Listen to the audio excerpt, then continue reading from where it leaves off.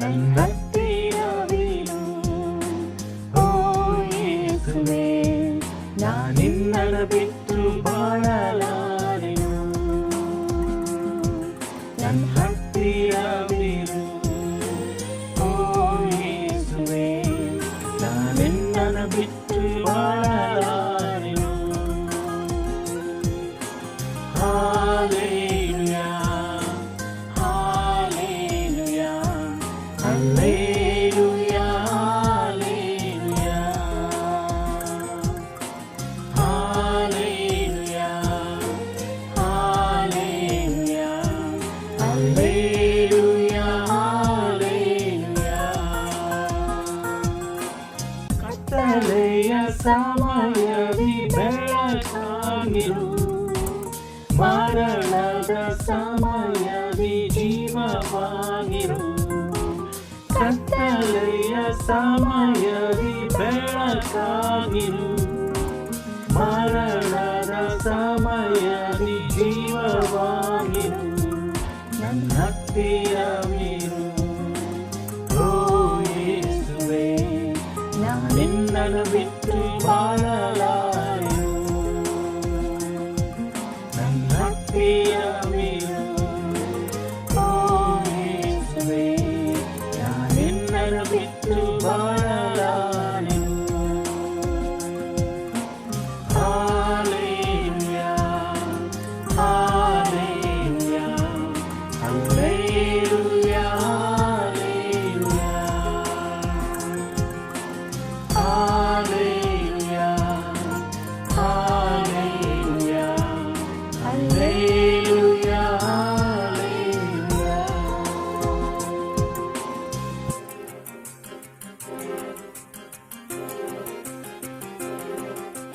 ಕಣ್ಣೀರಿನ ಸಮಯದಿ ತಾಯಿಯಾಗಿರು, ಸಾಲದ ಸಮಯದಿ ತಂದೆಯಾಗಿರು. ಕಣ್ಣೀರಿನ ಸಮಯದಿ ತಾಯಿಯಾಗಿರು, ಸಾಲದ ಸಮಯದಿ ತಂದೆಯಾಗಿರು. ನನ್ನ ಹತ್ತಿರವಿರು. ಓ ಯೇಸುವೇ, ನಾನಿನ್ನನ ಬಿಟ್ಟು ಬಾಳಲಾರೆನು. ನನ್ನ ಹತ್ತಿರವಿರು. ಓ ಯೇಸುವೇ, ನಾನಿನ್ನನ ಬಿಟ್ಟು ಬಾಳಲಾರೆನು. Hallelujah, hallelujah, hallelujah, hallelujah, hallelujah, hallelujah, hallelujah.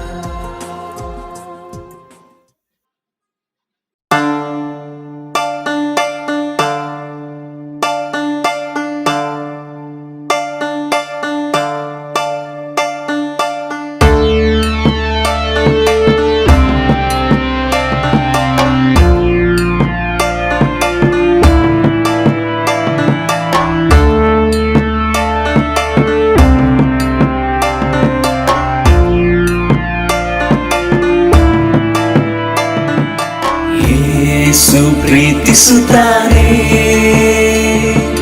ನಿನ್ನನ್ನು ಪ್ರೀತಿಸುತ್ತಾನೆ. ನಿನಗಾಗಿಯೇ ಸ್ವಪ್ರಾಣವ ಅರ್ಪಿಸಿ ನಿನ್ನನ್ನು ಪ್ರೀತಿಸುತ್ತಾನೆ. ನಿನಗಾಗಿಯೇ ಸ್ವಪ್ರಾಣವ ಅರ್ಪಿಸಿ ನಿನ್ನನ್ನು ಪ್ರೀತಿಸುತ್ತಾನೆ. ಯೇಸು ಪ್ರೀತಿಸುತ್ತಾನೆ.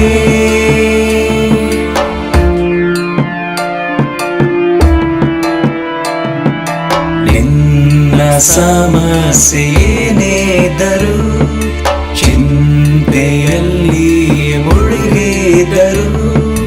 ನಿನ್ನ ಸಮಸ್ಯೆ ಏನೇದರೂ ಚಿಂತೆಯಲ್ಲಿ ಮುಳುಗಿದರು.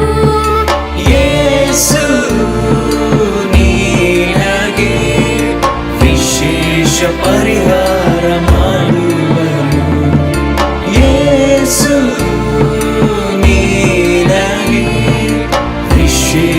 ಪರಿಹಾರ ಮಾಡುವನು.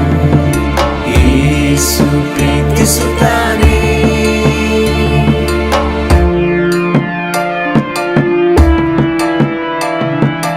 ನಿನ್ನಲ್ಲಿ ಅನೇಕ ಕಷ್ಟಗಳು, ಸಹಿಸಿಕೊಳ್ಳದ ದುಃಖಗಳು, ನಿನ್ನಲ್ಲಿ ಅನೇಕ ಕಷ್ಟಗಳು, ಸಹಿಸಿಕೊಳ್ಳದ ದುಃಖಗಳು, ಸ್ವಾಮಿಯು ನಿನಗೆ ಅಪಾರ ಸಹಾಯ ಮಾಡುವನು. ಸ್ವಾಮಿಯು ನಿನಗೆ ಅಪಾರ ಸಹಾಯ ಮಾಡುವನು. ಯೇಸು ಪ್ರೀತಿಸುತ್ತಾನೆ, ನಿನ್ನನ್ನು ಪ್ರೀತಿಸುತ್ತಾನೆ. ನಿನಗಾಗಿಯೇ ಸ್ವಪ್ರಾಣವ ಅರ್ಪಿಸಿ ನಿನ್ನನ್ನು ಪ್ರೀತಿಸುತ್ತಾನೆ. ನಿನಗಾಗಿಯೇ ಸ್ವಪ್ರಾಣವ ಅರ್ಪಿಸಿ ನಿನ್ನನ್ನು ಪ್ರೀತಿಸುತ್ತಾನೆ. ಯೇಸು ಪ್ರೀತಿಸುತ್ತಾನೆ.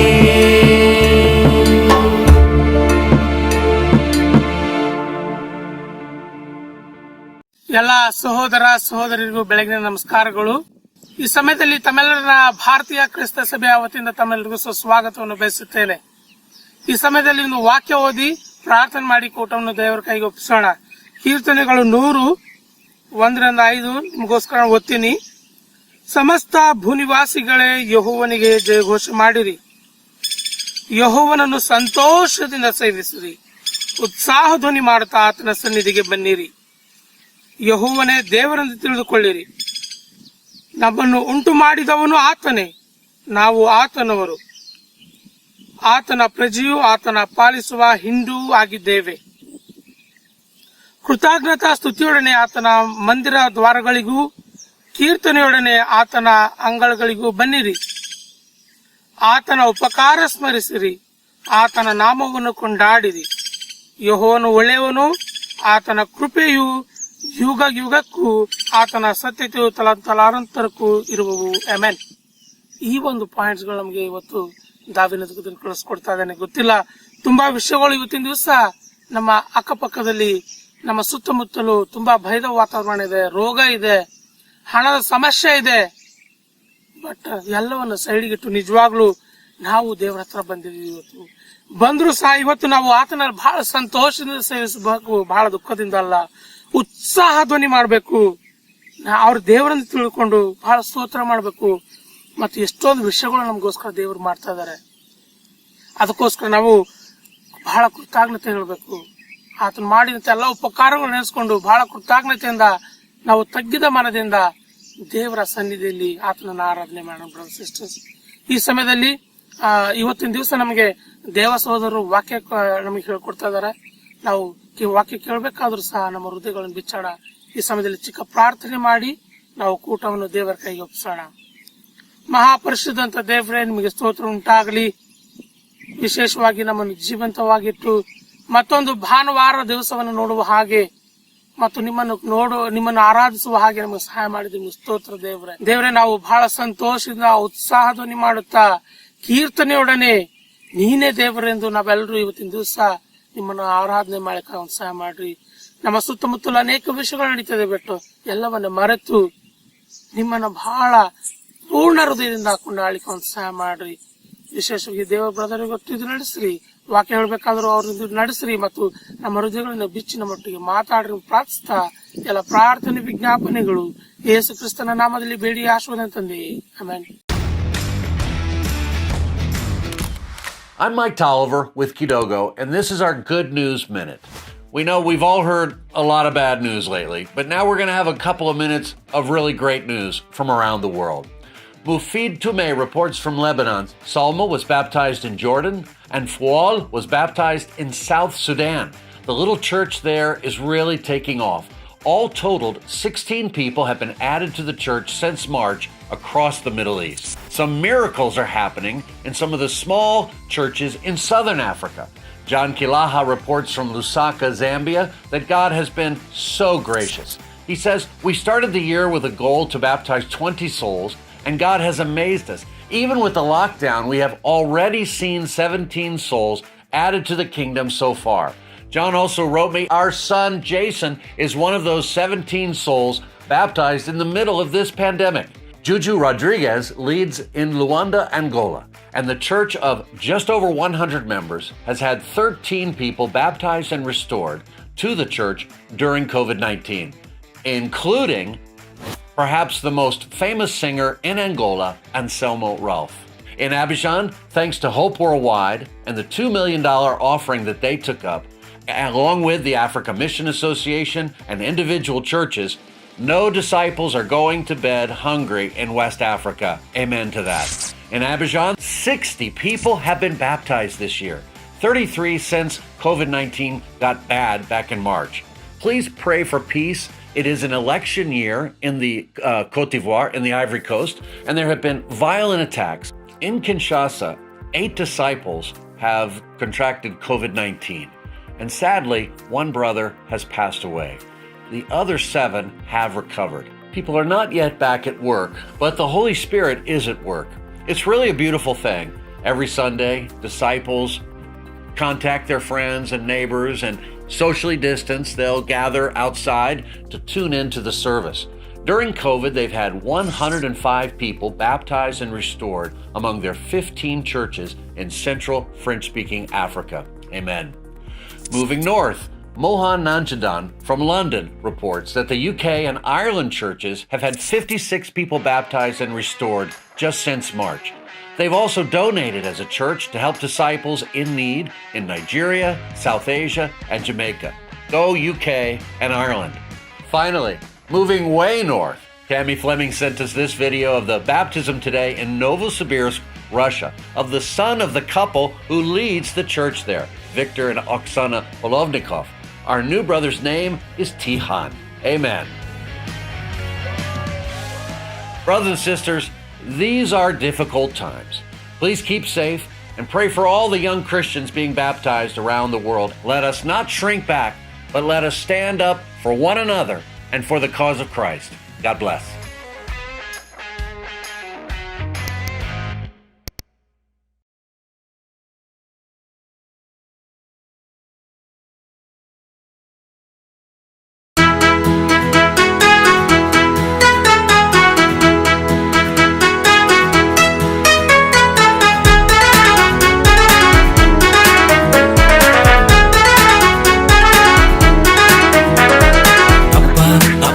యేసప్పా నీవే నన్న సర్వస్వ అప్పా అప్పా యేసప్పా ನೀನೇ ನನ್ನ ಸರ್ವಸ್ವ ನಾನು ನಿನ್ನನ್ನು ಬಿಟ್ಟು ಏನು ಮಾಡಲಾರೆನು ನಾನು ನಿನ್ನನ್ನು ಬಿಟ್ಟು ಏನು ಮಾಡಲಾರೆನು ಅಪ್ಪ ಅಪ್ಪ యేಸಪ್ಪ ನೀನೇ ನನ್ನ ಸರ್ವಸ್ವ ಅಪ್ಪ ಅಪ್ಪ యేಸಪ್ಪ ನೀನೇ ನನ್ನ ಸರ್ವಸ್ವ ನಾನು ನಿನ್ನನ್ನು ಬಿಟ್ಟು ಏನು ಮಾಡಲಾರೆನು ನಾನು ನಿನ್ನನ್ನು ಬಿಟ್ಟು ಏನು ಮಾಡಲಾರೆನು ನನ್ನ ನಡೆಯಿಂದ ಗಾಲಿ ನನ್ನ ನುಡಿಯಿಂದ ಗಾಲಿ ನಿನ್ನ ನಾಮ ಒಂದೇ ಮಹಿಮೆಯಾಗಲಿ ನನ್ನ ನಡೆಯಿಂದ ಗಾಲಿ ನನ್ನ ನುಡಿಯಿಂದ ಗಾಲಿ ನಿನ್ನ ನಾಮ ಒಂದೇ ಮಹಿಮೆಯಾಗಲಿ ನನ್ನ ಸರ್ವಾಂಗಗಳು ನಿನ್ನ ಸ್ತುತಿ ಮಾಡಲಿ ನನ್ನ ಸರ್ವಾಂಗಗಳು ನಿನ್ನ ಸ್ತುತಿ ಮಾಡಲಿ ಅಪ್ಪ ಅಪ್ಪ యేసಪ್ಪ ನೀನೇ ನನ್ನ ಸರ್ವಸ್ವ ಅಪ್ಪ ಅಪ್ಪ యేసಪ್ಪ ನೀನೇ ನನ್ನ ಸರ್ವಸ್ವ ನಾನು ನಿನ್ನನ್ನು ಬಿಟ್ಟು ಏನು ಮಾಡಲಾರೆನು ನಾನು ನಿನ್ನನ್ನು ಬಿಟ್ಟು ಏನು ಮಾಡಲಾರೆನು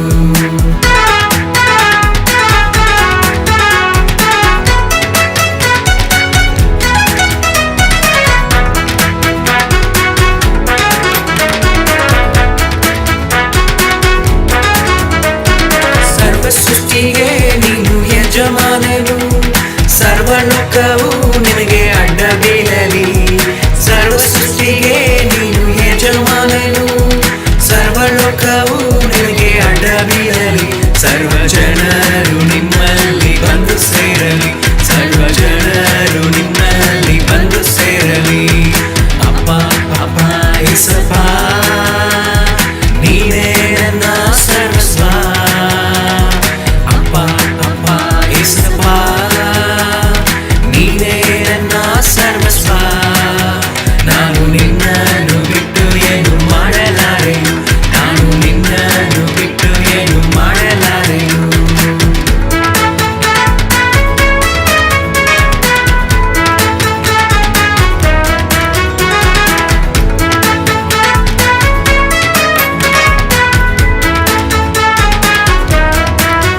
ಯೇಸು ನಾನು ನಿಮ್ಮಲ್ಲಿ, ನಿಮ್ಮ ವಾಕ್ಯ ನನ್ನಲ್ಲಿ, ನಿಮ್ಮ ಪ್ರಾರ್ಥನೆಯಲ್ಲಿ ನನಗೆ ಜಯ ಸಿಗಲಿ. ಯೇಸು ನಾನು ನಿಮ್ಮಲ್ಲಿ, ನಿಮ್ಮ ವಾಕ್ಯ ನನ್ನಲ್ಲಿ, ನಿಮ್ಮ ಪ್ರಾರ್ಥನೆಯಲ್ಲಿ ನನಗೆ ಜಯ ಸಿಗಲಿ. ನಾನು ನಿನ್ನಲ್ಲಿ ಇದ್ದು ಬಹಳ ಫಲವ ಕೊಡುವೆನು, ನಾನು ನಿನ್ನಲ್ಲಿ ಇದ್ದು ಬಹಳ ಫಲವ ಕೊಡುವೆನು. ಅಪ್ಪ ಅಪ್ಪ ಏಸಪ್ಪ ನೀನೇ ನನ್ನ ಸರ್ವಸ್ವ, ಅಪ್ಪ ಅಪ್ಪ ಏಸಪ್ಪ ನೀನೇ ನನ್ನ ಸರ್ವಸ್ವ.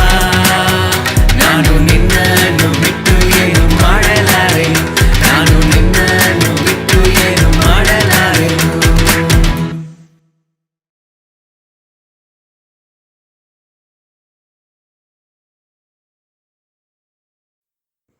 ಪ್ರೀತಿಯ ಸಹೋದರರೇ, ಸಹೋದರಿಯರೇ ಮತ್ತು ಗೆಳೆಯರೇ, ಈ ದಿನ ನಾವು ಕೀರ್ತನೆಗಳು ಅಧ್ಯಾಯ 13ರಿಂದ ಕಲಿಯುತ್ತೇವೆ. ಈ ಒಂದು ಕೀರ್ತನೆಯನ್ನು ದಾವೀದನು ಬರೆದಿದ್ದಾನೆ. ಅವನು ಈ ಕೀರ್ತನೆಯನ್ನು ಬರುವಾಗ ಅವನು ಬಹಳ ನಿರುತ್ಸಾಹಗೊಂಡಿದ್ದನು, ಮನಗೊಂದಿದವನಾಗಿದ್ದನು, ಬಹಳ ದುಃಖದಲ್ಲಿ ಇದ್ದನು. ಈ ದಿನವೂ ಸಹ ನಾವು ಅನೇಕರು ದುಃಖದಲ್ಲಿರುವುದನ್ನು ಕಾಣುತ್ತೇವೆ. ಬಹಳ ಜನ ಕೆಲಸವನ್ನು ಕಳ್ಕೊಂಡಿದ್ದಾರೆ. ಬಹಳ ಜನರ ಮನೆಯಲ್ಲಿ ರೇಷನ್ ಇಲ್ಲ, ಊಟ ಇಲ್ಲ. ಬಹಳ ಜನ ತಮಗೆ ಹತ್ತಿರವಾಗಿರೋರನ್ನ ಕಳ್ಕೊಂಡಿದ್ದಾರೆ. ಬಹಳ ಜನ ಆಸ್ಪತ್ರೆಯಲ್ಲಿದ್ದಾರೆ.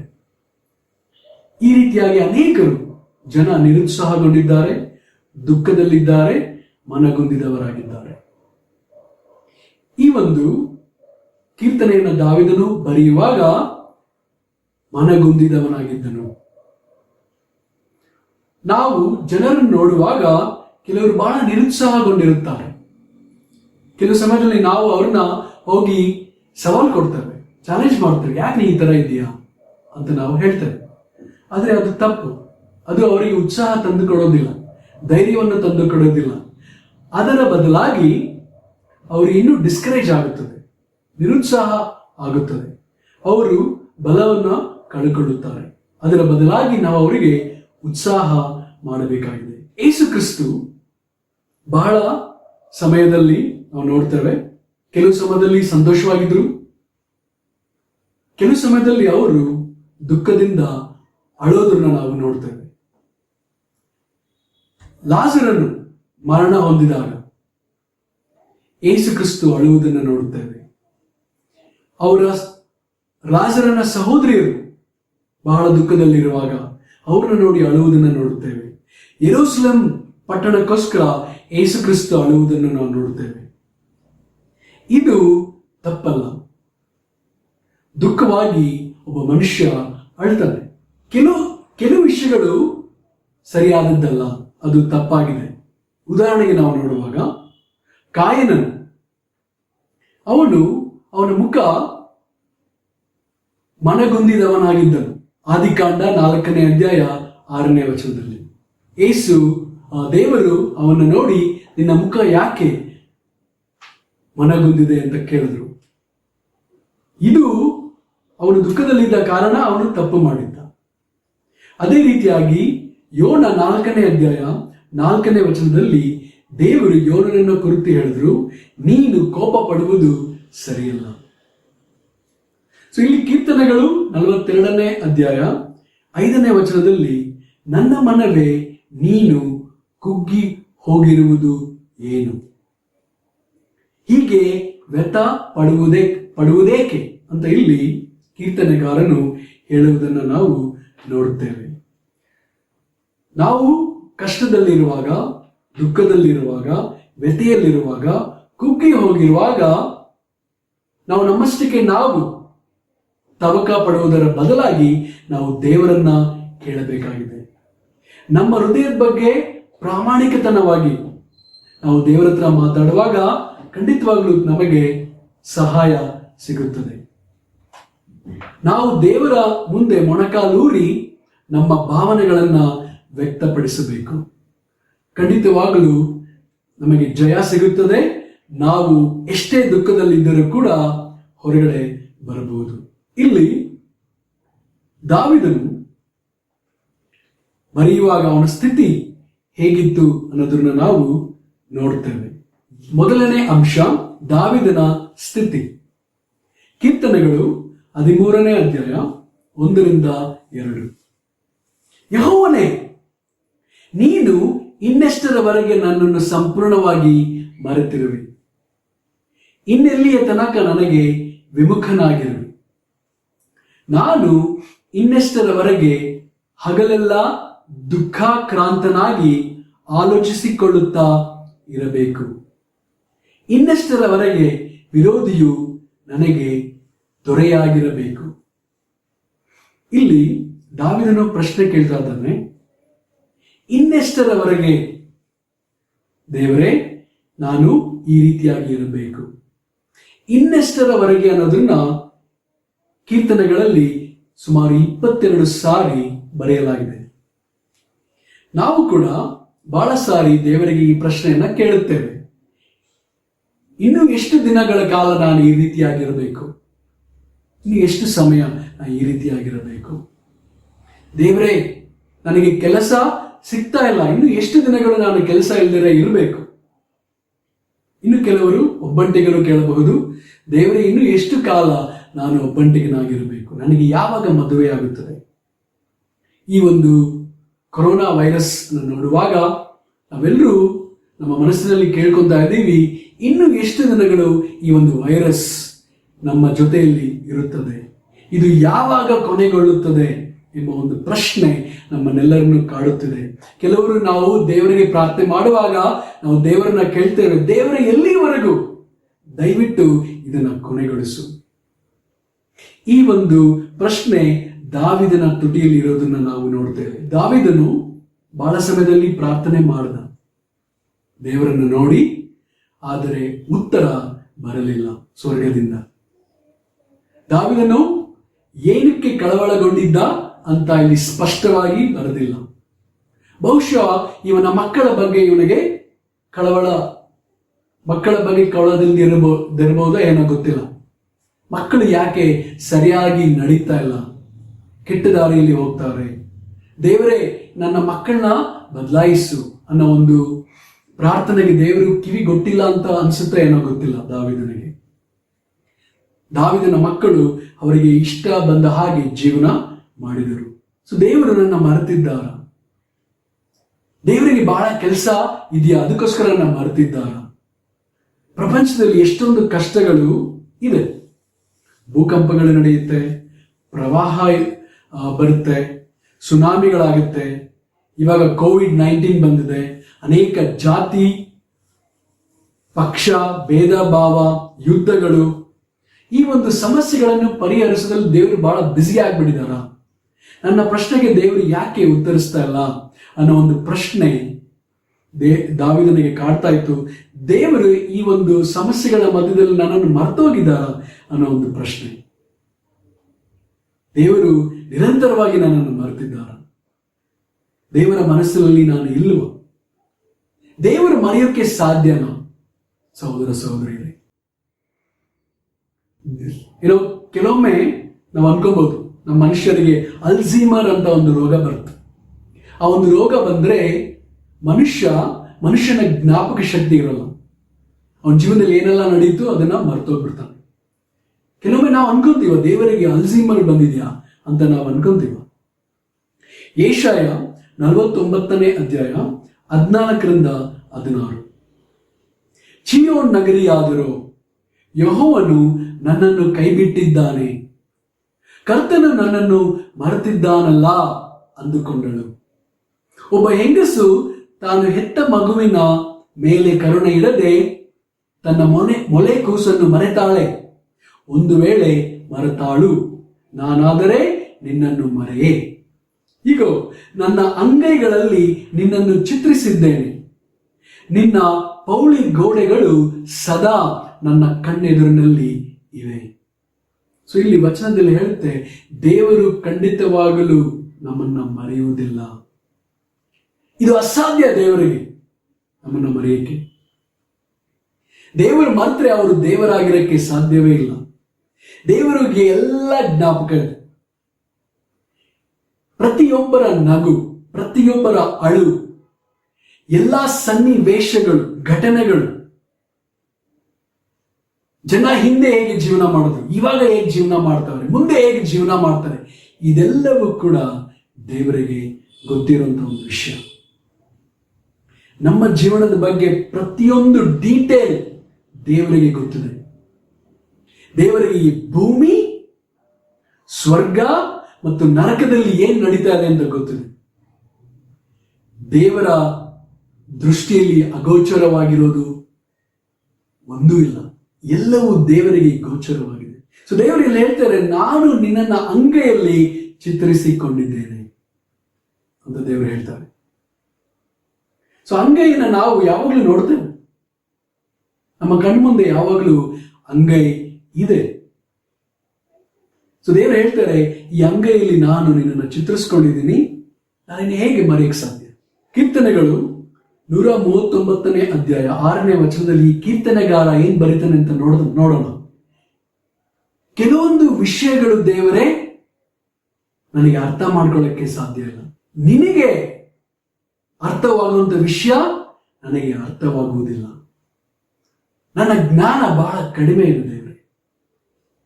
ದೇವರಿಗೆ ಜ್ಞಾನ ಬಹಳ ಇದೆ, ವಿಚಿತ್ರವಾಗಿದೆ, ಅದ್ಭುತವಾಗಿದೆ. ನಾವು ಆ ಥರ ಇರೋಕ್ಕೆ ಎಂದಿಗೂ ಸಾಧ್ಯವಿಲ್ಲ.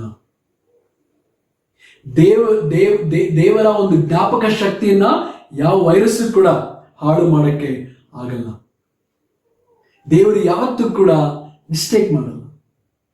ದೇವರು ಯಾವಾಗಲೂ ಕೂಡ ಬೇಗನೆ ಎಲ್ಲವನ್ನು ಮಾಡಲ್ಲ ಅಥವಾ ಲೇಟ್ ಕೂಡ ಮಾಡಲ್ಲ. ದೇವರಿಗೆ ಬದಲಾವಣೆ ಆಗಲ್ಲ. ದೇವರು ಯಾವುದನ್ನು ಅಸಡ್ಡೆ ಮಾಡಲ್ಲ. ಇಬ್ರಿಯರಿಗೆ 4ನೇ ಅಧ್ಯಾಯ 13ನೇ ವಚನ, ನಾವು ಯಾವ ಆತನಿಗೆ ಲೆಕ್ಕ ಒಪ್ಪಿಸಬೇಕಾಗಿದೆಯೋ ಆತನ ದೃಷ್ಟಿಗೆ ಸಮಸ್ತವು ಮುಚ್ಚುಮರೆ ಇಲ್ಲದ್ದಾಗಿಯೂ ಬಯಲಾದದ್ದಾಗಿಯೂ ಅದೇ. ಆತನ ಸನ್ನಿಧಿಯಲ್ಲಿ ಅಗೋಚರವಾಗಿರುವ ಸೃಷ್ಟಿಯು ಒಂದೂ ಇಲ್ಲ. ಸೊ ಇಲ್ಲಿ ಬೈಬಲ್ ಹೇಳುತ್ತೆ, ದೇವರಿಗೆ ಎಲ್ಲವೂ ಕೂಡ ಕಾಣಿಸುತ್ತೆ.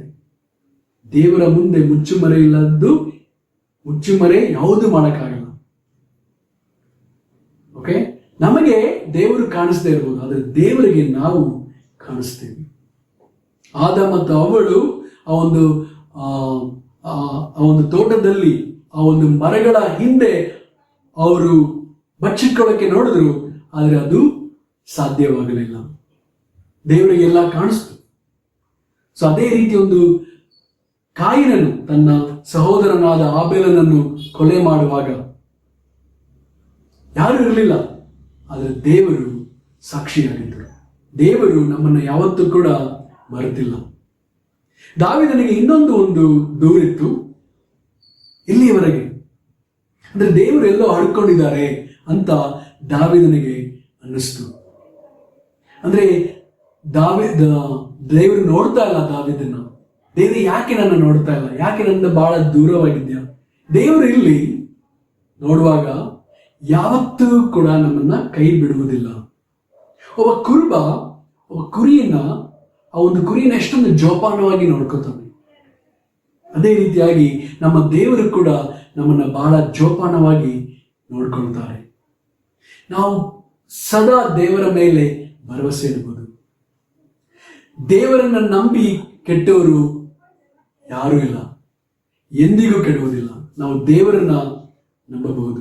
ಕೆಲವು ಸಮಯದಲ್ಲಿ ನಮಗೆ ಅನಿಸ್ಬೋದು, ದೇವರು ನನಗೆ ದೂರವಾಗಿದ್ದಾರ, ದೇವರು ನನ್ನ ಕಣ್ಣಿಂದ ಹಡ್ಕೊಂಡಿದ್ದಾರ ಅಂತ ಅನ್ನಿಸ್ಬೋದು. ಆದರೆ ದೇವರು ಪ್ರತಿಯೊಂದು ವಿಷಯದಲ್ಲಿ ವಿಶ್ವಾಸವಾಗಿದ್ದಾರೆ. ಪ್ರತಿಯೊಂದು ಕೆಲವು ಸಮಯದಲ್ಲಿ ಕಷ್ಟಗಳು, ಸುಖಗಳು ಎಲ್ಲವೂ ಕೂಡ ನಮ್ಮ ತಂದೆಯಾದ ದೇವರಿಂದ ಬರುತ್ತೆ. ದೇವರಿಗೆ ನಮಗೆ ಏನು ಕೊಡಬೇಕಂತ ಗೊತ್ತು, ಏನು ಕೆಲವು ವಿಷಯಗಳು ಹಾಗೆ ಇಟ್ಕೋಬೇಕು, ನಮಗೆ ಕೊಡದಿರ ಹಾಗೆ ಇಟ್ಕೋಬೇಕು ಅಂತ ಕೂಡ ದೇವರಿಗೆ ಗೊತ್ತಿದೆ. ದೇವರು ನಮಗೆ ಸಂತೋಷವನ್ನ ಕೊಡುವವರಾಗಿದ್ದಾರೆ. ಕೆಲವು ಸಮಯದಲ್ಲಿ ಪ್ರಾರ್ಥನೆಗಳು ನಿಧಾನವಾಗುವಾಗ ನಮಗೆ ಗೊತ್ತು, ದೇವರು ಏನೋ ಒಂದು ಕಾರಣವನ್ನ ಇಟ್ಕೊಂಡಿದ್ದಾರೆ. ದಾವೀದನಿಗೆ ಇನ್ನೊಂದು ದೂರಿದೆ, ದೇವರು ನನ್ನಷ್ಟಕ್ಕೆ ನನ್ನ ಹಾಗೆ ಬಿಟ್ಬಿಟ್ಟಿದ್ದಾರೆ ಅಂತ ಇಲ್ಲಿ ದಾವೀದನು ಹೇಳೋದನ್ನ ನೋಡ್ತೇವೆ. ದೇವರು ನನ್ನ ಮರ್ತಿದ್ದಾರ, ದೇವರು ನನ್ನಷ್ಟಕ್ಕೆ ನನ್ನ ಬಿಟ್ಬಿಟ್ಟಿದ್ದಾರ. ಸೊ ಇಲ್ಲಿ ನಾವು ನೋಡ್ತೇವೆ, ಒಬ್ಬ ಮನೋಜ್ಞಾನಿ, ಒಬ್ಬ ಫ್ರೆಂಚ್ ಅವನು ಹೇಳ್ತಾನೆ, ಯಾರು ಮನೋವ್ಯತೆಯಲ್ಲಿ ಇದ್ದಾರೋ ಅವರು ಯಾವಾಗಲೂ ಕೂಡ ತಮ್ಮ ಬಗ್ಗೆನೇ ಯೋಚನೆ ಮಾಡ್ಕೊಂತಾರೆ, ತಮ್ಮ ದುಃಖದ ಬಗ್ಗೆನೇ ಅವರು ಯೋಚನೆ ಮಾಡ್ತಾರೆ. ಇಲ್ಲಿ ನಾವು ನೋಡ್ತೇವೆ, ಒಬ್ಬ ಮನೋವ್ಯತೆಯುಳ್ಳ ಒಬ್ಬ ವ್ಯಕ್ತಿ ಎಷ್ಟೇ ಸಂತೋಷಕರವಾಗಿ ಒಂದು ಪಾರ್ಕ್ಗೆ ಹೋಗಿ ನೋಡ್ಬೋದು, ಸ್ವಲ್ಪ ಸಮಯಕ್ಕೆ ಅವನಿಗೆ ಸಂತೋಷ ಆಗ್ಬೋದು, ಆದರೆ ನಂತರ ಅವನು ತನ್ನ ಮನಸ್ಥಿತಿಯ ಒಂದು ದುಃಖದ ಮನಸ್ಥಿತಿಗೆ ಹೋಗ್ತಾನೆ. ಕೆಲವು ಸಮಯದಲ್ಲಿ ಬೇರೆಯೊಬ್ಬರು ಬಹಳ ಜನ ಬಂದು ಅವನಿಗೆ ಎಂಕರೇಜ್ ಮಾಡ್ಬೋದು, ಬರ್ಡೇ ಸೆಲೆಬ್ರೇಷನ್ ಮಾಡ್ಬೋದು, ಅವನಿಗೆ ಗಿಫ್ಟ್ ಕೊಡ್ಬೋದು, ಆದರೆ ಆ ವ್ಯಕ್ತಿ ತಿರುಗಿ ಆ ಒಂದು ದುಃಖದ ಪರಿಸ್ಥಿತಿಗೆ ಹೋಗ್ಬೋದು. ಸುಮಾರು 3,000 ವರ್ಷಗಳ ಹಿಂದೆ ದಾವೀದನು ಒಬ್ಬಂಟಿಗನಾಗಿ ದುಃಖದಲ್ಲಿ ಇರೋದನ್ನ ನಾವು ನೋಡ್ತೇವೆ. ಇವತ್ತು ಕೂಡ ನಾವು ಬಹಳ ಜನ ದುಃಖದಲ್ಲಿ ಇರೋದನ್ನ ನಾವು ಕಾಣ್ತೇವೆ. ದಾವೀದನಿಗೆ ಇನ್ನೊಂದು ದೂರು ಇತ್ತು, ಶತ್ರುಗಳು ಎಲ್ಲಿಯವರೆಗೆ ನನ್ನನ್ನು ದೂಷಿಸುತ್ತಾರೆ, ಅವರು ಜಯಶಾಲಿಗಳಾಗ್ತಾರ ಶತ್ರುಗಳು ನನ್ನ ವಿರುದ್ಧವಾಗಿ. ಇಲ್ಲಿ ದಾವೀದನಿಗೆ ಸಂಶಯಗಳು ಹೊರಡ್ತಾ ಇದೆ. ಈ ಒಂದು ಅಪಜಯ ಎಲ್ಲಿವರೆಗೂ ಇರಬಹುದು ಅನ್ನೋ ಒಂದು ಪ್ರಶ್ನೆ. ಸೊ ದಾವೀದನಿಗೆ ಶತ್ರುಗಳು ಯಾರು ಇಲ್ಲಿ ಸ್ಪಷ್ಟವಾಗಿ ಬರೆದಿಲ್ಲ, ಯಾರು ದಾವೀದನಿಗೆ ಶತ್ರುಗಳಂತ. ಬಹಳ ಜನ ಶತ್ರುಗಳು ಇದ್ದಿರ್ಬೋದು ದಾವೀದನಿಗೆ, ಅಥವಾ ಅವನಿಗೆ ರೋಗದಿಂದ ಇದನ್ನೋ ಗೊತ್ತಿಲ್ಲ. ನಾವು ಅರ್ಥ ಮಾಡ್ಕೋಬೇಕು, ನಮ್ಮ ವಿರುದ್ಧ ಶತ್ರುಗಳು ಇರ್ಬೋದು, ನಾವು ಅನೇಕ ಕದನಗಳನ್ನ ಸೋಲ್ಬಹುದು, ಆದರೆ ಯುದ್ಧ ನಾವು ಸೋಲಕ್ಕೆ ದೇವರು ನಮ್ಮನ್ನ ಬಿಡಲ್ಲ. ದೇವರು ಎಂದಿಗೂ ಕೂಡ ನಮ್ಮ ಜೊತೆಯಲ್ಲಿ ಇರುತ್ತಾರೆ. ಇಲ್ಲಿ ದಾವೀದ ತನ್ನ ಬಗ್ಗೆ, ತನ್ನ ದುಃಖದ ಬಗ್ಗೆನೇ ಯೋಚನೆ ಮಾಡ್ಕೊಂತ ಅವನು ಕಾಲ ಕಳೆದಿಲ್ಲ. ಅದರ ಬದಲಾಗಿ ಅವನೇನ್ ಮಾಡ್ದ ಅಂದ್ರೆ, ದೇವರ ಹತ್ರ ಮುಖಾಮುಖಿಯಾಗಿ ಮಾತಾಡ್ದ, ತನ್ನ ಭಾವನೆಗಳನ್ನ ವ್ಯಕ್ತಪಡಿಸ್ದ. ಯಾವಾಗ ದೇವರ ಹತ್ರ ತನ್ನ ಭಾವನೆಗಳನ್ನ ವ್ಯಕ್ತಪಡಿಸಿದ್ನೋ ಅವಾಗ ಅವನ ಆ ಒಂದು ದುಃಖ, ಕಷ್ಟಗಳು ಒಂದೊಂದಾಗಿ ಪರಿಹಾರ ಆಗೋದನ್ನ ನಾವು ನೋಡ್ತೇವೆ. ಅವನು ಸರಿಯಾದ ಮನಸ್ಥಿತಿಗೆ ಬರೋದನ್ನ ನಾವು ನೋಡ್ತೇವೆ. 1 ಪೇತ್ರ 5ನೇ ಅಧ್ಯಾಯ 7ನೇ ವಚನ. ಇಲ್ಲಿ ಬೈಬಲ್ ಹೇಳುತ್ತದೆ, ನಮಗಿರುವಂತಹ ಒಂದು ಕಷ್ಟಗಳನ್ನು ನಾವು ದೇವರ ಮೇಲೆ ಹಾಕಬೇಕು. ಹಾಕಿದಾಗ ಏನಾಗುತ್ತೆ ಅಂದ್ರೆ, ದೇವರು ನಮ್ಮನ್ನ ಬಹಳ ಕರುಣಿಸ್ತಾರೆ, ನಮ್ಮನ್ನ ದೇವರು ಬಹಳ ಪ್ರೀತಿಸ್ತಾರೆ. ಅದಕ್ಕೋಸ್ಕರ ನಾವು ನಮ್ಮ ಒಂದು ದುಃಖವನ್ನ ದೇವರ ಮೇಲೆ ಹಾಕಬೇಕು. ಏನೋ ಇಲ್ಲಿ ನಾವು ಇದರ ಅರ್ಥ ಏನಂದ್ರೆ, ನಮ್ಮ ಒಂದು ಸಮಸ್ಯೆಗಳನ್ನ ನಾವು ದೇವರ ಮೇಲೆ ಎಸಿಬೇಕು ಅಂತ ಇಲ್ಲಿ ವಚನ ಆಕ್ಚುಲಿ ಮೀನಿಂಗ್. ಏನಾದ್ರೂ ಒಂದು ವಸ್ತುನ ಎಸೆದ್ರೆ ಅದು ಬೇಗ ಹೋಗ್ಬಿಡುತ್ತೆ. ಸೊ ನಮ್ಮ ಒಂದು ಕಷ್ಟಗಳನ್ನ ದೇವರ ಮೇಲೆ ಬಹಳ ಬೇಗವಾಗಿ ಎಸಬೇಕು. ದೇವರು ಹೇಳ್ತಾರೆ, ನಾನು ನಿನಗೆ ಸಹಾಯ ಮಾಡ್ತೇನೆ, ನಿನ್ನ ಕಷ್ಟಗಳನ್ನ ನಾನು ತೆಗೆದುಕೊಳ್ತೇನೆ, ನಿನ್ನೊಟ್ಟಿಗೆ ನೀನು ಆ ಕಷ್ಟಗಳನ್ನ ಇಟ್ಕೋಬೇಡ ಅಂತ ದೇವರು ಹೇಳ್ತಾರೆ. ನಾವು ಕಷ್ಟಗಳನ್ನು ಇಟ್ಕೊಂಡು ಭಾರವಾಗಿ ಇರಬಾರ್ದು. ಆಮೆನ್. 2ನೇ ಅಂಶ, ದಾವೀದನ ಪ್ರತಿಕ್ರಿಯೆ. ಕೀರ್ತನೆಗಳು 13ನೇ ಅಧ್ಯಾಯ 3-4. ಯೆಹೋವನೇ, ನನ್ನ ದೇವರೇ, ನನ್ನಲ್ಲಿ ದೃಷ್ಟಿ ಇಟ್ಟು ಸದುತ್ತರವನ್ನು ದಯಪಾಲಿಸು. ನನಗೆ ಮರಣ ನಿದ್ರೆಯು ಉಂಟಾಗದಂತೆ ನನ್ನ ಕಣ್ಣುಗಳನ್ನು ಕಳೆಗೊಳಿಸು. ನನ್ನ ಶತ್ರುವು ಅವನನ್ನು ಜಯಿಸಿದನೆಂದು ಹೇಳಿಕೊಳ್ಳಬಾರದು. ವೈರಿಗಳು ಜಾರಿ ಬಿದ್ದನೆಂದು ಹಿಗ್ಗಬಾರದು.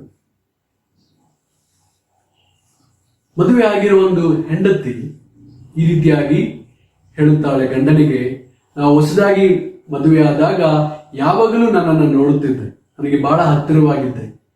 ಇವಾಗ ನೀನು ನೋಡುವುದೇ ಇಲ್ಲ, ಯಾಕೆ? ನನ್ನ ಮೇಲೆ ಪ್ರೀತಿ ಕಡಿಮೆಯಾಗಿದೆಯಾ ಅಂತ ಕೇಳಬಹುದು. ದಾವೀದನಿಗೆ ಕೂಡ ಈ ತರ ಅನ್ನಿಸ್ತಾ ಇದೆ, ದೇವರೇ, ನನ್ನನ್ನು ಯಾಕೆ ನೀನು ನೋಡ್ತಾ ಇಲ್ಲ? ನನ್ನಲ್ಲಿ ದೃಷ್ಟಿ ಇಟ್ಟು ನೋಡು, ನನಗೆ ಸದುತ್ತರವನ್ನು ದಯಪಾಲಿಸು. ನನ್ನ ಮೇಲೆ ಪ್ರೀತಿಯನ್ನಿಟ್ಟು ನನಗೆ ಆಶೀರ್ವಾದವನ್ನು ಕೊಡು, ದಯವಿಟ್ಟು ನನ್ನನ್ನು ನೋಡು ಅಂತ ಇಲ್ಲಿ ಹೇಳ್ತಾ ಇದ್ದಾನೆ. ನನಗೆ ಸದುತ್ತರವನ್ನು ಕೊಡು ದೇವರೇ ಅಂತ ಕೇಳ್ತಾನೆ. ಯಾಕೆ ನನ್ನ ಪ್ರಾರ್ಥನೆಗೆ ಕಿವಿಗೊಡ್ತಾ ಇಲ್ಲ?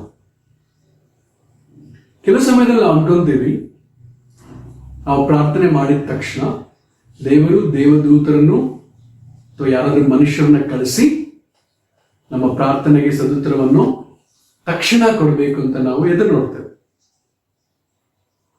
ನಾವು ಏನು ಮಾಡಬೇಕು ಅನ್ನೋದನ್ನ ಸೂಚನೆಗಳನ್ನ ದೇವರು ಅವರ ವಾಕ್ಯಗಳಲ್ಲಿ ಕೊಟ್ಟಿದ್ದಾರೆ. ನಾವು ಪ್ರತಿದಿನ ದೇವರ ವಾಕ್ಯಗಳನ್ನು ಓದಿ ಕಲಿಯಬೇಕಾಗಿದೆ. ದೇವರು ಪ್ರತಿದಿನ ನಮ್ಮ ಜೊತೆ ಮಾತಾಡ್ತಾರೆ ಅವರ ವಾಕ್ಯಗಳ ಮೂಲಕ. ನಾವು ದೇವರ ವಾಕ್ಯಗಳನ್ನು ಅಸಡ್ಡೆ ಮಾಡಿ ಆದ್ರೆ ದೇವರು ನಮ್ಮ ಪ್ರಾರ್ಥನೆಗೆ ಉತ್ತರ ಕೊಡಬೇಕು, ಯಾರ ಮೂಲಕ ಆದ್ರೂ ಅಥವಾ ದೇವದೂತರನ್ನ ಕಳಿಸ್ಬೇಕು ಅಂತ ಅನ್ಕೊಳ್ಳೋದು ತಪ್ಪಾಗಿರುತ್ತದೆ.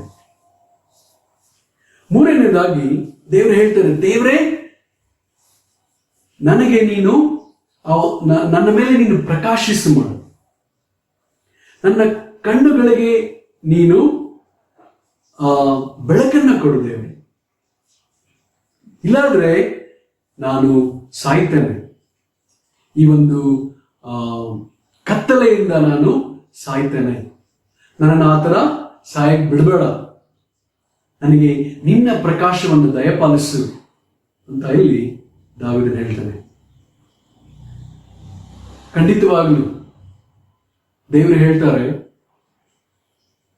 ಯೋಹಾನ 3ನೇ ಅಧ್ಯಾಯದಲ್ಲಿ 16ನೇ ವಚನದಲ್ಲಿ, ನಮ್ಮನ್ನ ದೇವರು ಎಷ್ಟೊಂದು ಪ್ರೀತಿಸ್ತಾರೆ ಅಂದ್ರೆ ತನ್ನ ಒಬ್ಬನೇ ಮಗನ್ನ ದೇವರು ನಮಗೆ ಕೊಟ್ಟಿದ್ದಾರೆ.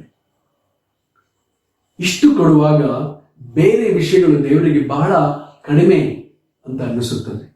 ಖಂಡಿತವಾಗ್ಲೂ ನನ್ನ ಒಂದು ಭಯದ ವಾತಾವರಣದಿಂದ, ಆ ಒಂದು ಕತ್ತಲೆಯ ವಾತಾವರಣದಿಂದ ನೀನು ನಿವಾರಿಸು ದೇವರೇ ಅಂತಲ್ಲಿ ದಾವೀದ ಪ್ರಾರ್ಥಿಸುವುದನ್ನು ನೋಡ್ತೇವೆ. ನನ್ನ ಶತ್ರುಗಳು ಜಯಿಸಕ್ಕೆ ಬಿಡಬೇಡ. ನನ್ನ ಶತ್ರುಗಳು ನನ್ನ ಅಪಜಯವನ್ನು ನೋಡಿ, ನನ್ನ ಕತ್ತಲೆಯನ್ನು ನೋಡಿ ಅವರು ನಗುವಂತೆ ಮಾಡಬೇಡ ಒಂದು ದಾವೀದ ಇಲ್ಲಿ ದೇವರಲ್ಲಿ ಮೊರೆ ಇಡುವುದನ್ನು ನಾವು ನೋಡ್ತೇವೆ. ಮೂರನೇ ಅಂಶ, ದಾವೀದನ ಚೇತರಿಕೆ. ಕೀರ್ತನೆಗಳು 13ನೇ ಅಧ್ಯಾಯ 5ರಿಂದ 6. ನಾನಂತೂ ನಿನ್ನ ಕೃಪೆಯಲ್ಲಿ ಭರವಸೆ ಇಟ್ಟಿದ್ದೇನೆ. ನೀನು ನನ್ನನ್ನು ರಕ್ಷಿಸಿದ್ದರಿಂದ ನನ್ನ ಹೃದಯವು ಹರ್ಷಗೊಳ್ಳುವುದು. ಯೆಹೋವನ ಮಹಾ ಉಪಕಾರಕ್ಕಾಗಿ ಆತನಿಗೆ ಹಾಡುವೆನು. ಇಲ್ಲಿ ದಾವೀದ ಚೇತರಿಸಿಕೊಳ್ಳುವುದನ್ನ ನಾವು ನೋಡುತ್ತೇವೆ. ದಾವೀದ ಹೇಳ್ತದೆ, ನಾನು ದೇವರ ಕೃಪೆಯಲ್ಲಿ ಭರವಸೆ ಇಟ್ಟಿದ್ದೇನೆ, ನನ್ನ ಹೃದಯ ಹರ್ಷಗೊಳ್ಳುತ್ತದೆ. ದೇವರು ಮಾಡಿದ ಅನೇಕ ಉಪಕಾರವನ್ನು ನಾನು ದೇವರಿಗೆ ಸ್ತೋತ್ರ ಹೇಳ್ತೇನೆ ಮತ್ತು ಸ್ತೋತ್ರದಿಂದ ಹಾಡನ್ನ ಹಾಡ್ತೇನೆ. ನಾವು ದೇವರಿಗೆ ಹತ್ತಿರವಾಗುವಾಗ ನಾವು ಚೇತರಿಸಿಕೊಳ್ತೇವೆ. ಅಂತಹ ಪರಿಸ್ಥಿತಿಯಲ್ಲಿ ನಾವಿದ್ರೂ ಕೂಡ ದೇವರಿಗೆ ಹತ್ತಿರ ಆಗುವಾಗ ನಾವು ಕ್ರಮೇಣ ಚೇತರಿಸಿಕೊಳ್ಳುತ್ತೇವೆ. ಒಬ್ಬ ಆರೋಗ್ಯಕರವಾದ ಒಬ್ಬ ಕ್ರೈಸ್ತನ ಗುಣಲಕ್ಷಣಗಳೇನು ಅಂತ ನಾವಿಲ್ಲಿ ನೋಡುವಾಗ, ಒಬ್ಬ ಕ್ರೈಸ್ತನು ಸೋಲಿಲ್ಲದ ದೇವರ ಪ್ರೀತಿಯನ್ನ ಭರವಸೆ ಇಡ್ತಾನೆ. ದೇವರ ಪ್ರೀತಿ ಯಾವತ್ತೂ ಸೋಲಲ್ಲ. ಆ ಒಂದು ಪ್ರೀತಿ ಮೇಲೆ ಭರವಸೆ ಇರ್ತದೆ. ನಾವು ನೋಡ್ತೇವೆ, ಯೋಬನ ಜೀವನದಲ್ಲಿ ಅನೇಕ ಘಟನೆಗಳು ನಡೀತು. ಅವನು ಎಲ್ಲವನ್ನು ಕಳ್ಕೊಂಡು ಬರಿದಾಗ್ಬಿಡಿದ. ಯೋಬನ 13ನೇ ಅಧ್ಯಾಯ 15ನೇ ವಚನದಲ್ಲಿ ಯೋಬನು ದೇವರನ್ನು ಕುರಿತು ಈ ರೀತಿಯಾಗಿ ಹೇಳ್ತಾನೆ, ಆಹಾ, ಆತನು ನನ್ನನ್ನು ಕೊಲ್ಲುವನು, ಅದಕ್ಕಾಗಿ ಕಾದಿರುತ್ತೇನೆ. ಆದರೂ ನನ್ನ ನಡತೆಯ ಒಳ್ಳೆತನವನ್ನು ಆತನ ಮುಂದೆ ಸ್ಥಾಪಿಸುವನು. ಎಷ್ಟೊಂದು ವಿಷಯಗಳು ಕಳ್ಕೊಂಡ್ರು ಕೂಡ ದಾವಿದ ಇಲ್ಲಿ ಹೇಳ್ತಾನೆ, ಯೋಬ ಇಲ್ಲಿ ಹೇಳ್ತಾನೆ, ನಾನು ದೇವರಲ್ಲಿ ಮೊರೆ ಇಡ್ತೇನೆ, ನನ್ನ ಒಳ್ಳೆತನವನ್ನು ಆತನ ಮುಂದೆ ಸ್ಥಾಪಿಸ್ತೇನೆ. ದೇವರು ನನ್ನ ಕೊಂದರೂ ಪರವಾಗಿಲ್ಲ, ನಾನು ದೇವರಲ್ಲಿ ಮೊರೆ ಇಡ್ತೇನೆ. ನನ್ನ ನಿರೀಕ್ಷೆ ದೇವರಿಂದ ಮಾತ್ರ ಬರುತ್ತದೆ. ದೇವರ ಪ್ರೀತಿ ಎಂದಿಗೂ ಸೋಲುವುದಿಲ್ಲ. ಎರಡನೆಯದಾಗಿ, ದೇವರ ರಕ್ಷಣೆಯ ಮೇಲೆ ನಾವು ಭರವಸೆ ಇಡುವುದು ಮತ್ತು ರಕ್ಷಣೆಯಿಂದ ನಮಗೆ ಸಂತೋಷ ಬರುವುದು. ನಾವು ದೇವರ ರಕ್ಷಣೆಯಲ್ಲಿ ಉಲ್ಲಾಸಗೊಳ್ಳಬೇಕು. ದಾವಿದನ ಅನೇಕ ಪಾಪಗಳನ್ನ ಮಾಡಿದ ನಮಗೆಲ್ಲರಿಗೂ ಗೊತ್ತಿದೆ. ಆದರೆ ದೇವರಲ್ಲಿ ಹೋಗಿ ದೇವರಿಗೆ ಕ್ಷಮಿಸು ಅಂತ ಹೇಳಿದಾಗ ದೇವರು ಕ್ಷಮಿಸ್ಬಿಟ್ರು. ಖಂಡಿತವಾಗ್ಲೂ ಅನೇಕ ಪರಿಣಾಮಗಳನ್ನು ಅನುಭವಿಸ್ಬೇಕಾಗಿತ್ತು, ಎದುರಿಸಬೇಕಾಗಿತ್ತು ದಾವಿದ. ಆದರೆ ದೇವರು ಕ್ಷಮಿಸಿದ್ದಾರೆ ಅನ್ನೋ ಒಂದು ವಿಷಯ ಅವನಿಗೆ ಗೊತ್ತಾದಾಗ, ದೇವರನ್ನ ರಕ್ಷಿಸ್ತಾರೆ ಅಂತ ಗೊತ್ತಾದಾಗ ಅವನಲ್ಲಿ ಸಂತೋಷ, ಹರ್ಷ ಬಂದಿತ್ತು. ಅದರಿಂದ ದಾವಿದ ಹೇಳ್ತಾನೆ, ನಾನಿನ್ನ ಹಾಡ್ತೇನೆ. ಅದರಿಂದಾಗಿ ತನ್ನಲ್ಲಿ ಇದ್ದಂತಹ ಪಾಪ, ಅಪರಾಧ ಮನೋಭಾವನೆ, ಭಯ, ಅನಿರೀಕ್ಷತೆ, ಓಕೆ, ಇದೆಲ್ಲ ಹೋಗಿ ನನಗೆ ಏನು ಬಂದಿದೆ? ರಕ್ಷಣೆ ಸಿಕ್ಕಿದೆ, ಸ್ವಾತಂತ್ರ್ಯ ಸಿಕ್ಕಿದೆ, ಸಂತೋಷ ಸಿಕ್ಕಿದೆ, ನಿರೀಕ್ಷೆ ಸಿಕ್ಕಿದೆ ದೇವರಿಂದ ನನಗೆ. ಇವತ್ತು ನಾನು ದೇವರಿಗೆ ಬಹಳ ಹತ್ತಿರವಾಗಿದ್ದೇನೆ. ಅದಕ್ಕೋಸ್ಕರ ನಾನು ದೇವರನ್ನ ಕೊಂಡಾಡ್ತೇನೆ, ದೇವರ ರಕ್ಷಣೆಯನ್ನು ನಾನು ಹಾಡ್ತೇನೆ ಅಂತ ಇಲ್ಲಿ ದಾವಿದ ಹಾಡೋದನ್ನ ನಾವು ನೋಡ್ತೇವೆ. ನನ್ನ ಹೃದಯವು ಹರ್ಷಗೊಳ್ಳುತ್ತದೆ ದೇವರ ಆ ಒಂದು ರಕ್ಷಣೆಯನ್ನು ನೆನೆಸಿದಾಗ. ಇವತ್ತು ನಮಗೆ ಏನು ಸಂತೋಷವನ್ನು ತಂದುಕೊಡುತ್ತದೆ? ನಮ್ಮ ಜೀವನದಲ್ಲಿ ಅನೇಕ ದುಃಖಕರವಾದ ಘಟನೆಗಳು, ಕಷ್ಟಕರವಾದ ವಿಷಯಗಳು ನಮ್ಮ ಜೀವನದಲ್ಲಿ ನಡೀತಾ ಇದೆ. ಆದರೆ ನಮ್ಮ ನಿರೀಕ್ಷೆ ಮೇಲೆ ಇದೆಯಾ? ನಾನು ಒಂದು ದಿನ ನನ್ನ ದೇವರ ಜೊತೆಯಲ್ಲಿ ಇರ್ತೇನೆ, ದೇವರು ಈಗಾಗಲೇ ನನಗೆ ರಕ್ಷಣೆ ಮಾಡಿದ್ದಾರೆ ಅವರ ಕೃಪೆಯಿಂದ, ನಾನು ನಿರಂತರವಾಗಿ ಸದಾಕಾಲ ದೇವರ ಜೊತೆಯಲ್ಲಿ ಇರುತ್ತೇನೆ. ಆ ಒಂದು ವಿಷಯ ನಮಗೆ ಗೊತ್ತಾದಾಗ ಈ ಒಂದು ವಿಷಯ ನಮಗೆ ಸಂತೋಷವನ್ನು ತರುತ್ತದ? ಯೋಚನೆ ಮಾಡಿ ನೋಡೋದು. ಕೊನೆಯದಾಗಿ ನಾವು ಒಬ್ಬ ಕ್ರೈಸ್ತನ ಗುಣಲಕ್ಷಣಗಳು ನೋಡುವಾಗ ದೇವರ ಒಳ್ಳೆತನವನ್ನು ನೋಡಿ ಅವನು ಹಾಡ್ತಾನೆ. ದೇವರು ಎಷ್ಟೊಂದು ಒಳ್ಳೆಯವರಾಗಿದ್ದಾರೆ. ಇನ್ನು ಪ್ರಾರಂಭದಲ್ಲಿ ದಾವಿದ ಅಳೋದನ್ನು ನಾವು ನೋಡ್ತೇವೆ. ದೇವರೇ, ಯಾಕೆ ಇನ್ನು ಎಷ್ಟು ದಿವಸ ನಾನು ಈ ತರ ಇರಬೇಕು? ಯಾಕೆ ನನ್ನ ಕೈ ಬಿಟ್ಟಿದ್ಯಾ? ಯಾಕೆ ನನ್ನಿಂದ ದೂರ ಇದೆಯಾ? ಯಾಕೆ ನನ್ನನ್ನು ನೋಡಿ ಅಳುಕೊಂಡಿದ್ಯಾ? ಈ ರೀತಿ ಎಲ್ಲ ಕೇಳುವಂತ ದೇವರು ದಾವಿದ ಇವಾಗ ದೇವರನ್ನ ನೋಡಿ ಹೇಳ್ತಾ ಇದ್ದೇನೆ, ದೇವರೇ, ನನಗೆ ಸಂತೋಷವನ್ನು ನನಗೆ ತಂದುಕೊಟ್ಟಿದ್ಯಾ, ನನಗೆ ನಿರೀಕ್ಷೆಯನ್ನು ಕೊಟ್ಟಿದ್ಯಾ, ನಾನು ಹರ್ಷಗೊಳ್ಳುತ್ತಾ ನಿನ್ನ ಮುಖವನ್ನು ನೋಡಿ ನಾನು ಹಾಡ್ತೇನೆ. ಸೊ ನಾವು ಇಲ್ಲಿ ನೋಡೋದು ಏನೆಂದರೆ, ಪರಿಸ್ಥಿತಿಗಳು ಬದಲಾವಣೆ ಆಗಿಲ್ಲ ದಾವಿದನ ಜೀವನದಲ್ಲಿ, ಆದರೆ ದಾವಿದ ಮತ್ತು ದೇವರ ನಡುವಿನ ಸಂಬಂಧ ಬದಲಾವಣೆ ಆಗಿದೆ. ನಮ್ಮ ಪರಿಸ್ಥಿತಿಗಳು ಬದಲಾವಣೆ ಆಗದೆ ಇರಬಹುದು ಕೆಲವು ಸಮಯದಲ್ಲಿ, ಆದರೆ ನಮ್ಮ ಮತ್ತು ದೇವರ ನಡುವಿನ ಸಂಬಂಧ ಬಲವಾಗಿದ್ದಾಗ, ಹತ್ತಿರವಾಗಿದ್ದಾಗ ನಮ್ಮ ಹೃದಯದಲ್ಲಿ ಬದಲಾವಣೆ ಆಗುತ್ತದೆ. ಯಾವಾಗ ನಮ್ಮ ಹೃದಯದಲ್ಲಿ ಬದಲಾವಣೆ ಆಗುತ್ತೋ ಆವಾಗ ನಮ್ಮ ಹೃದಯ ಹರ್ಷಿಸುತ್ತದೆ, ದೇವರನ್ನ ಕೊಂಡಾಡುತ್ತದೆ. ಅಳುವುದೆಲ್ಲ ಹೋಗಿ ನಮಗೆ ನಗು ಬರುತ್ತದೆ, ಸಂತೋಷ ಬರುತ್ತದೆ. ದುಃಖವೆಲ್ಲ ಹೋಗಿ ಸಂತೋಷ ಬರುತ್ತದೆ. ನಾವು ನೋಡ್ತೇವೆ ನಮ್ಮ ಗುರುವಾದ ಯೇಸು ಕ್ರಿಸ್ತನ ಜೀವನದಲ್ಲಿ ಅನೇಕ ಕಷ್ಟಗಳು, ತೊಂದರೆಗಳು, ಸವಾಲುಗಳು, ಒತ್ತಡಗಳು ಬರುವಾಗ ಯೇಸು ಕ್ರಿಸ್ತು ತಂದೆಯಾದ ದೇವರ ಮೇಲೆ ಅವಲಂಬಿತರಾಗಿರುವುದನ್ನು ನಾವು ನೋಡ್ತೇವೆ. ತಂದೆಯಾದ ದೇವರ ಮೇಲೆ ನಿರೀಕ್ಷೆ ಮತ್ತು ಭರವಸೆ ಇಡುವುದನ್ನು ನಾವು ನೋಡ್ತೇವೆ. ಎಂದಿಗೂ ಕೂಡ ಯೇಸು ಕ್ರಿಸ್ತು ಸಂದೇಹ ಪಟ್ಟಿಲ್ಲ ತನ್ನ ತಂದೆಯಾದ ದೇವರ ಮೇಲೆ. ದೇವರು ಪ್ರಾರ್ಥನೆ ಮಾಡಿದ್ದು, ಸಾಧ್ಯವಾದರೆ ಈ ಪಾತ್ರೆಯನ್ನು ನನ್ನಿಂದ ತೊಲಗಿಸು, ಆದರೂ ನನ್ನ ಚಿತ್ತದಂತೆ ಆಗದೆ ನಿನ್ನ ಚಿತ್ತದಂತೆ ಆಗಲಿ ಅಂತ ಇಲ್ಲಿ ಯೇಸು ಕ್ರಿಸ್ತು ತಂದೆಯ ಬಳಿ ಮಾತಾಡೋದನ್ನು ನಾವು ನೋಡ್ತೇವೆ. ಯೇಸು ಕ್ರಿಸ್ತಗೆ ತಂದೆಯ ಮೇಲೆ ಅಪಾರವಾದ ಭರವಸೆ. ಯೇಸು ಕ್ರಿಸ್ತಗೆ ಗೊತ್ತಿದ್ದು, ನಾನು ಶಿಲುಬೆ ಮೇಲೆ ಸತ್ತ ನಂತರ 3ನೇ ದಿನ ನಾನು ಪುನರುತ್ಥಾನಗೊಳ್ತೇನೆ, ಅವಾಗ ನಾನು ಸದಾಕಾಲ ದೇವರೊಂದಿಗೆ, ದೇವರ ಜೊತೆ ಇರ್ತೇನೆ ಅನ್ನೋ ಒಂದು ವಿಷಯ ಯೇಸು ಕ್ರಿಸ್ತನಿಗೆ ಈಗಾಗಲೇ ಗೊತ್ತಿತ್ತು. ಇದು ಅಪಾರವಾದ ಒಂದು ಸಂತೋಷವನ್ನ ಯೇಸು ಕ್ರಿಸ್ತನಿಗೆ ತಂದುಕೊಡ್ತು. ಈ ಒಂದು ವಿಷಯವನ್ನು ನೆನೆಸುವಾಗ ಯೇಸು ಕ್ರಿಸ್ತನಿಗೆ ಶಿಲುಬೆಗೆ ಹೋಗೋದಕ್ಕೆ ಕಷ್ಟ ಅಂತ ಅನ್ನಿಸ್ಲಿಲ್ಲ. ಪ್ರೀತಿಯ ಸಹೋದರರೇ, ಸಹೋದರಿಯರೇ ಮತ್ತು ಗೆಳೆಯರೇ, ಈ ಸಮಯದಲ್ಲಿ ನಾವು ರೊಟ್ಟಿ ಮತ್ತು ದ್ರಾಕ್ಷಾರಸವನ್ನ ತೆಗೆದುಕೊಳ್ಳುತ್ತೇವೆ. ನಾವೆಲ್ಲರೂ ಕೂಡ ಯೋಚಿಸಬೇಕಾಗಿದೆ, ಏನು ಕೆಲವು ವಿಷಯಗಳು ನಮ್ಮನ್ನು ಕಾಡ್ತಾ ಇದೆ, ದುಃಖಕ್ಕೆ ಒಳಗೆ ಮಾಡಿದೆ, ಏನು ಕೆಲವು ವಿಷಯಗಳಿಂದ ನಾವು ಮನಗುಂದಿದವರಾಗಿದ್ದೇವೆ, ಸಂಕಟದಲ್ಲಿದ್ದೇವೆ. ಯೋಚನೆ ಮಾಡಿ ನೋಡೋಣ. ಈ ಒಂದು ವಿಷಯಗಳಿಂದ ನಾವು ಹೇಗೆ ಹೊರಗಡೆ ಬರಬೇಕಂತ ನಾವು ಈ ವಿಷಯದಲ್ಲಿ ನಾವು ಕಲ್ತೀವಿ. ದಾವಿದ ಹೇಗೆ ಹೊರಗಡೆ ಬಂದ ಅಂತ ನೋಡಿದ್ವಿ. ಮೊದಲನೇದಾಗಿ ದಾವಿದನ ಸ್ಥಿತಿ ನೋಡಿದ್ವಿ. ಎರಡನೇದಾಗಿ ದಾವಿದನ ಪ್ರತಿಕ್ರಿಯೆಯನ್ನು ನಾವು ನೋಡಿದ್ವಿ. ನಾವು ದೇವರ ಮೇಲೆ ಭರವಸೆಗೊಂಡಾಗ ನಮ್ಮ ಪ್ರತಿಕ್ರಿಯೆ ಬದಲಾವಣೆ ಆಗುತ್ತದೆ. ಮೂರನೇದಾಗಿ ನಾವು ದಾವಿದ ಹೇಗೆ ಚೇತರಿಸಿಕೊಂಡ ಅಂತ ನಾವು ನೋಡ್ತೇವೆ. ನಾವು ಚೇತರಿಸಿಕೊಳ್ಳಬೇಕಾಗಿದ್ರೆ ಒಂದೇ ಒಂದು ವಿಷಯ ನಾವು ಮಾಡಬೇಕಾಗಿರೋದು, ದೇವರಿಗೆ ಬಹಳ ಹತ್ತಿರವಾಗಿ ಬರೋದು, ದೇವರ ಮೇಲೆ ಅವಲಂಬಿತರಾಗಿರೋದು ಮತ್ತು ದೇವರು ಒಳ್ಳೆಯವರು, ನನಗಾಗಲೇ ರಕ್ಷೆಯನ್ನ ಕೊಟ್ಟಿದ್ದಾರೆ ಅಂತ ಆಶೀರ್ವಾದ. ಈ ಸಮಯದಲ್ಲಿ ನಾವು ರೊಟ್ಟಿ ಮತ್ತು ದ್ರಾಕ್ಷಾರಸಕ್ಕಾಗಿ ಪ್ರಾರ್ಥಿಸೋಣ. ಪ್ರೀತಿಯ ದೇವರೇ, ಈ ಸಮಯವನ್ನು ಕೊಟ್ಟಿದ್ದಕ್ಕಾಗಿ ನನಗೆ ಬಹಳ ಸ್ತೋತ್ರಗಳು, ಧನ್ಯವಾದಗಳನ್ನ ಹೇಳ್ತೇವೆ. ನಾವು ನೋಡುವಾಗ ದಾವಿದನ ಸ್ಥಿತಿ, ದಾವಿದನ ಪ್ರತಿಕ್ರಿಯೆ, ದಾವಿದನ ಬದಲಾವಣೆಯನ್ನು ನಾವು ನೋಡಿದ್ದೇವೆ. ಖಂಡಿತವಾಗಲೂ ಈ ದಿನ ನಮ್ಮ ಪರಿಸ್ಥಿತಿ ಚೆನ್ನಾಗಿಲ್ಲ ಬಹಳ ಜನರ ಜೀವನದಲ್ಲಿ, ಆದರೆ ನಮ್ಮ ಪ್ರತಿಕ್ರಿಯೆ ನಿನ್ನ ಚಿತ್ತಾನುಸಾರವಾಗಿರಲಿಕ್ಕೆ ನಮಗೆ ಸಹಾಯ ಮಾಡಿದ್ದೇವೆ. ನಾವು ನಿನ್ನ ಮೇಲೆ ಭರವಸೆ ಇಟ್ಟು ದಾವಿದನ ಹಾಗೆ ಚೇತರಿಸಿಕೊಳ್ಳಕ್ಕೆ ನಮಗೆ ಸಹಾಯ ಮಾಡಿದ್ದೇವೆ.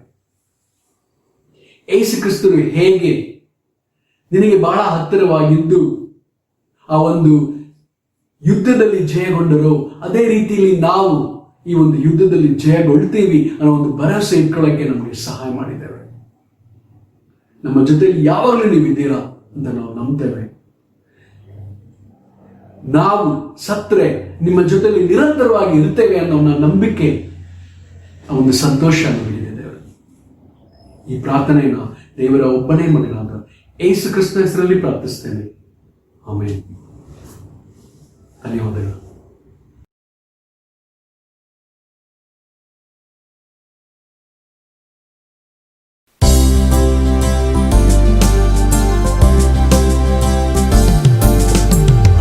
ಜಯ ವೃಷಭಾಲಿಗೆ ಬಂದು ನೋಡು ಮನುಜನೇ, ಬಾಯಿಗಳೇ ಬಾಯಿಗಳೇ. ಜಯ ವೃಷಭ